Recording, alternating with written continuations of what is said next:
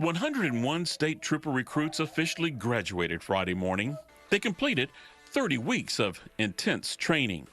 At a ceremony at Great Hills Baptist Church, badges were handed out, and a final salute was also given from their boss, which turned out to be a surprise farewell, made clear when DPS Director Steve McCraw, during his speech, paused to address a staff member.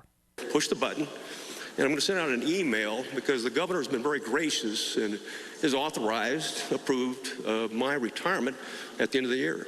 When the graduation ceremony was over, McCraw said it was his decision to hang up his hat after 15 years of being the top cop in Texas.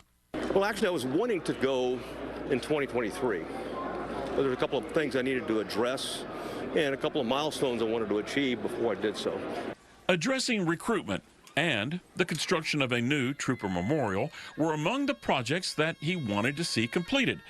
Governor Greg Abbott, who was also at the graduation, noted McCraw has accomplished much more, like managing the long-running border initiative, Operation Lone Star.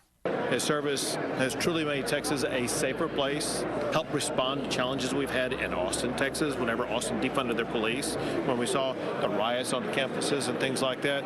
He's so nimble and flexible to be able to so quickly respond to public safety challenges. The response to the mass shooting in Uvalde is also part of McCraw's record. Troopers who arrived at the scene did not take control of the scene.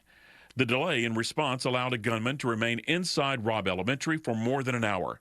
The command failure then is why State Senator Roland Gutierrez Friday had this response to McCraw's retirement. You know, couldn't have come sooner, Rudy. I mean, at the end of the day, I'm not happy with the retirement. It should have been a resignation. It should have been a call from this governor to have him resign. Gutierrez put that into a written statement, which came after he spoke to several family members who lost children in the school shooting. They're all of the same mindset.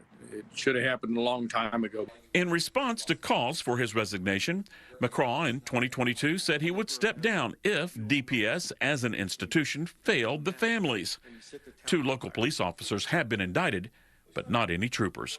Well, I was going to stick around until that the grand jury had fully reviewed the actions of all responding officers and did so, and make my decisions based upon the evidence and also the feedback that I got from the district attorney, and did so. McCraw also told me he still supports the crisis protocol that prevents troopers from immediately taking over a local crime scene. Expecting like a 4-year trooper to come in and take over for a chief of police and an acting chief of police and a detective, okay, and others in the hallway is not realistic to begin with. If we're first on the scene, we need to own it and take responsibility for it. Hey, the doctrine of... It's going out of control if the wheels are off. Shouldn't they take control? Well, first of all, the wheels should never be off. Hey, the doctrine is very clear and compelling. You know, identify, isolate, neutralize the threat, period. Specialized active shooter response training is provided in San Marcos. Simulations are also practiced by those who manage the school marshal and guardian programs. McCraw says he remains shocked that those lessons were not applied in Uvalde. But I can tell you one of the other failures that I'm upset with is a failure to detect it before it happened and prevent it.